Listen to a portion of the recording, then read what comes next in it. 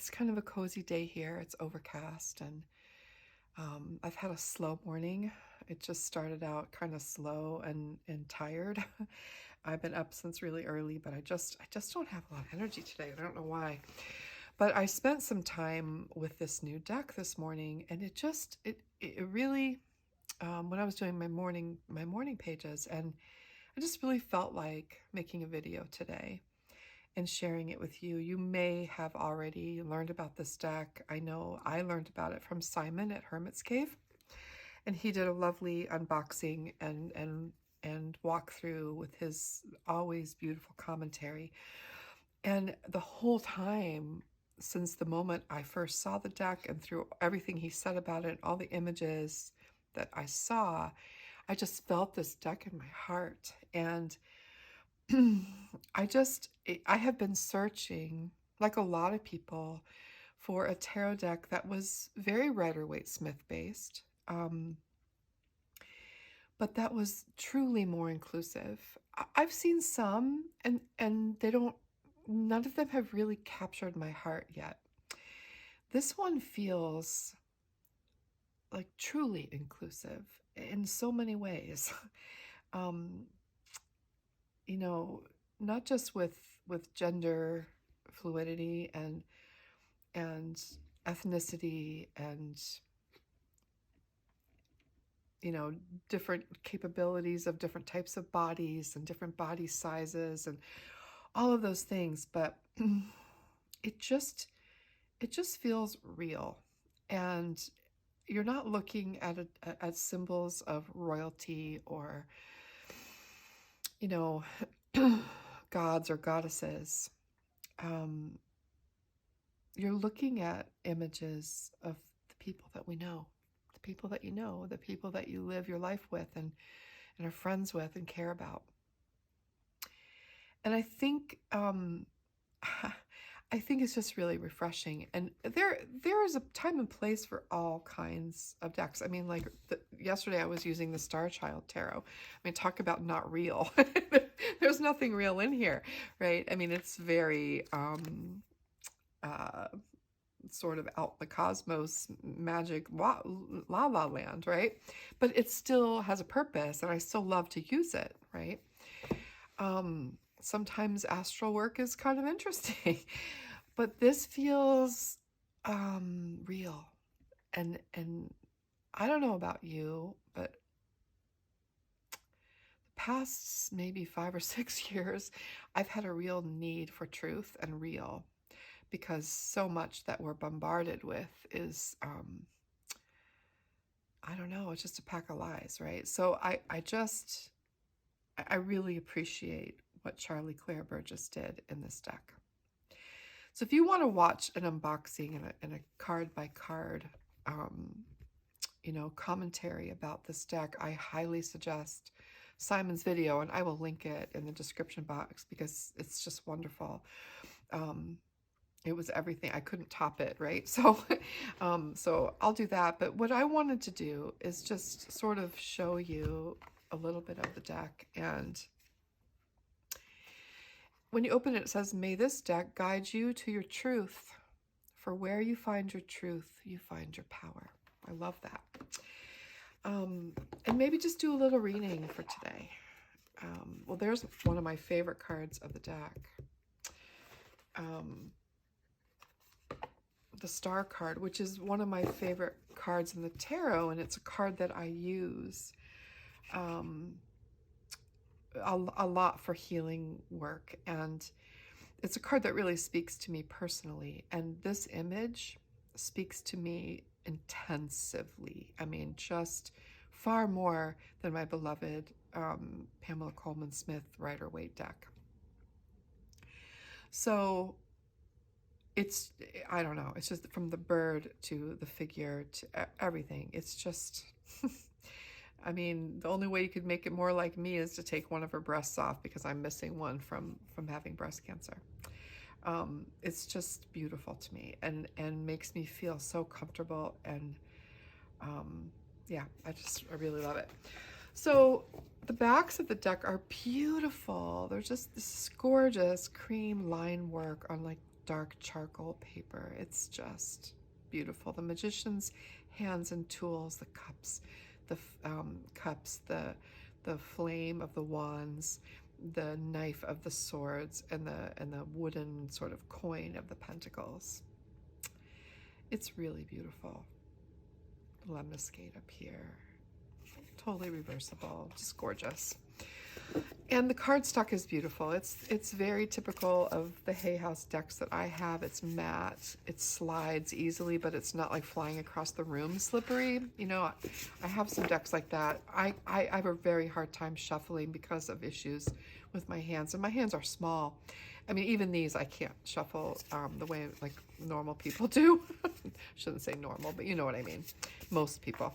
So I am a very lazy shuffler, and I just sit, and it gives me a moment to breathe and ground myself, and just kind of empty myself out for a few minutes. And I truly will sit there and do this for a while. And when I first get a deck, I sort of just spread it all out and then put it all back together randomly, so it's initially shuffled well. And I did not do that with this one. I just started doing this, so I don't know. There might still be clumps of cards together, and I overcome that.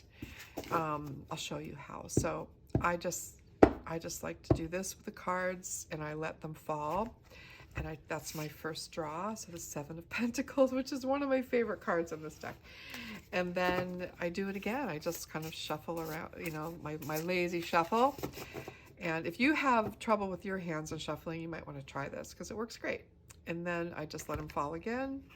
And then I pick the next one, and I'm just not too particular about it, right? I'm not a fortune teller. I don't think that they're divinely being ordered for me. But the randomness is nice. So I got the World, which isn't that a beautiful World card? You've got the elements depicted with animals and a human here with a water jug.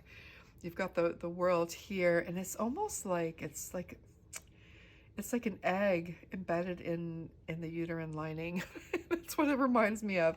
And then this wonderful figure, wide open, with roses, batons of roses. It's just gorgeous. And the symbolism with the sun and the moon, and it's just great. So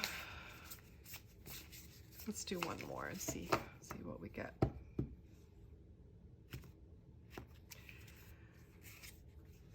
Seven of Cups. So 2 sevens, even though with the random, which really speaks to me right now. I love it. I'm going to leave these out because I might pull one more card.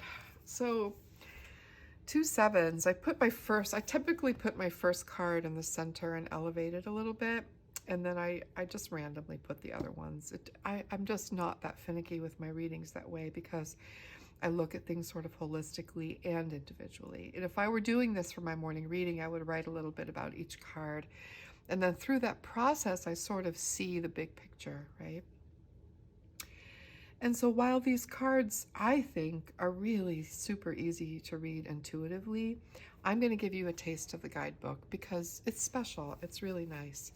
So let's see what the Seven of Pentacles has to say to us today.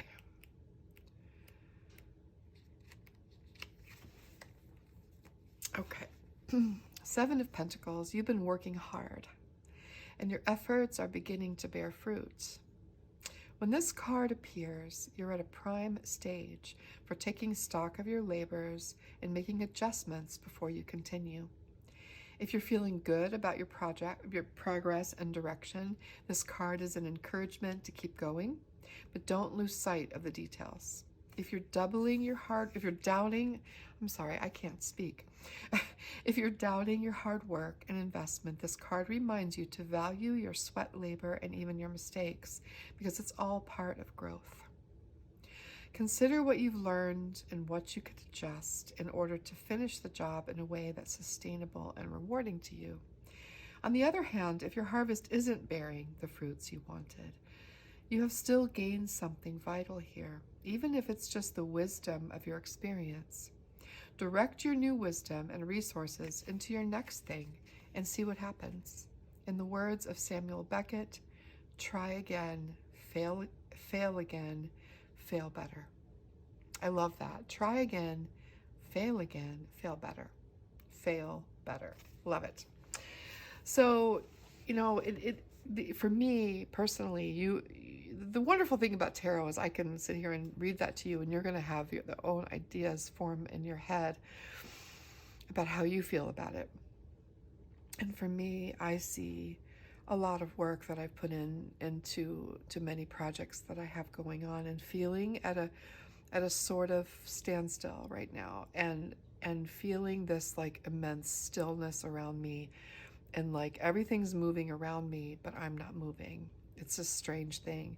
And so this reminds me that it's okay to have that sacred pause, that you've done a lot of work, that things are growing. They're still growing, even though I might need the rest, and I might need the pause.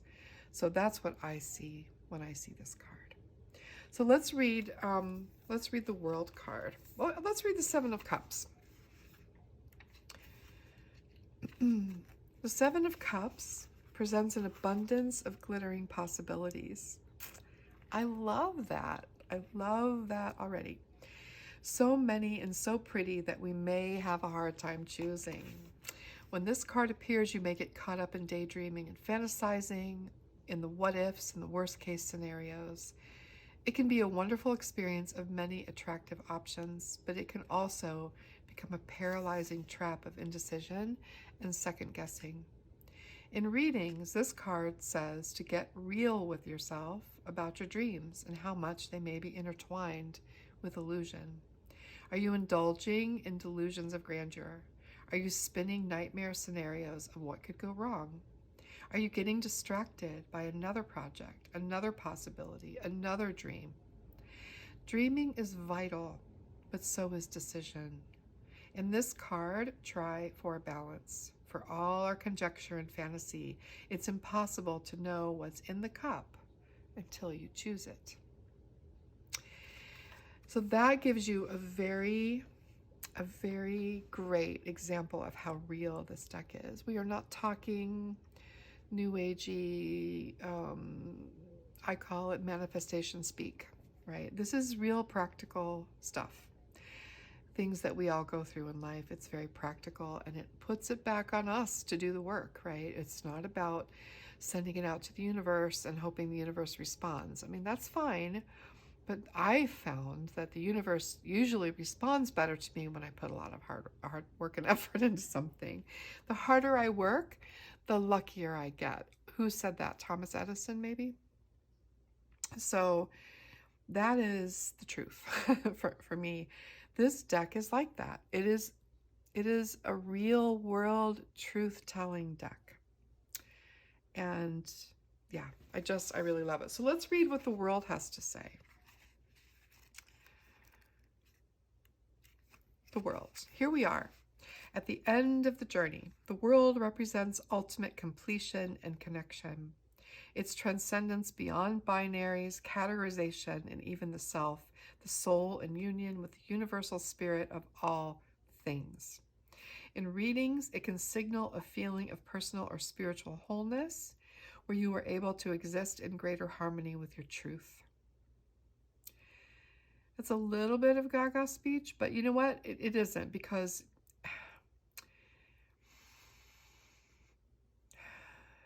you can also strive for that. It doesn't mean that it's there necessarily when you pull a card like the world, but it reminds you that it's possible. And so, yeah, I get it. It can signal a feeling of personal or spiritual wholeness that is attainable to us, right? Where you are able to exist in greater harmony with your truth, bottom line. As the major arcana's final card, the world can also represent a cycle, culminating or ending. Maybe you're wrapping up a creative project, moving, graduating, changing careers. Maybe you're getting a divorce, or you're closing some other chapter in your life. The world means that you're ready. The world card means that you're ready for it. You've reached the journey's natural terminus. You've done everything you can, learned everything you can, and you have everything you need to move on. And move on you will, because the world reminds us that at every ending is also a beginning. The snake eating its tail symbolizes infinity and also forms a zero. We exit the world, and once again we become the fool. A new cycle infinitely begins.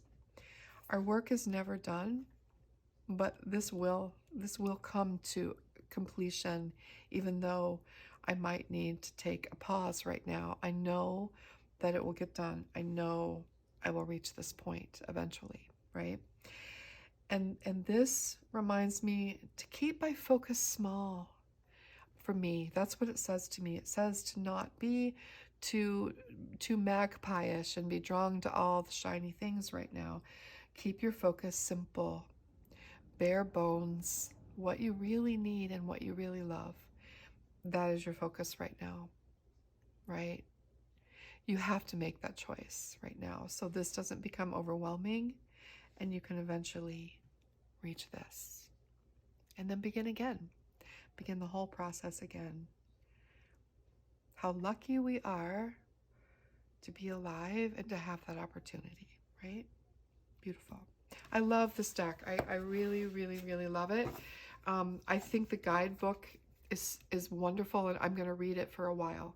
I'm going to use it and use it and use it. Even though I can perfectly read these cards without it, I'm going to use it because I like the practicality of it. And so far, it's just been great. Let's just pull one more because I really, really love this deck. And the Eight of Pentacles. Isn't that something? There it is. Right? For me, the Eight of Pentacles is always about gaining fluency in something, keeping with it, sticking with it, so you can gain some kind of fluency. So you know your tools, you know the process, you know that it can go good and it can go bad. You know that it will turn around, you know that it will continue. You just have to show up every day and do that work. It is a card for me of commitment to my craft. It is not a card of mastery to me. I don't believe in mastery. I believe in fluency. And so for me, it's about showing up, doing the work, so I become fluent with my tools. Sometimes it gives me something wonderful beyond my expectations. Sometimes it fails, but then I have the privilege of doing it again and failing better, right? Let's just see what they say about it. I have to read you one more because this guidebook is just so awesome. The Eight of Pentacles. Let's see what they say. This card is about good old-fashioned hard work. See? See? No manifestation here. Manifestation comes from the word mani, which means hands. It really means to create something with your hands, not to wish it, right? Our hands have to work. It's good for us. When it shows up, become an apprentice to your own improvement. You have the ability to make something exceptional if you have the dedication to work for it. Dedication, showing up. Whether in art, business, or your personal life, building anything truly worthwhile requires steady and patient effort. After all, masterpieces are not made overnight. If you're feeling stuck or uninspired, this card indicates seeking out new lessons or tutorials to stretch your skills and freshen your techniques. If you're cutting corners and expecting to make great work with little time or effort, this card is a reality check. Quality work takes, well, quality work. If you've been encountering obstacles, this card says that you can untangle them with patience, attention to detail, and elbow grease. Above all, this card says to just do the damn work and do it well. Whatever you're building deserves it. Wow, so good.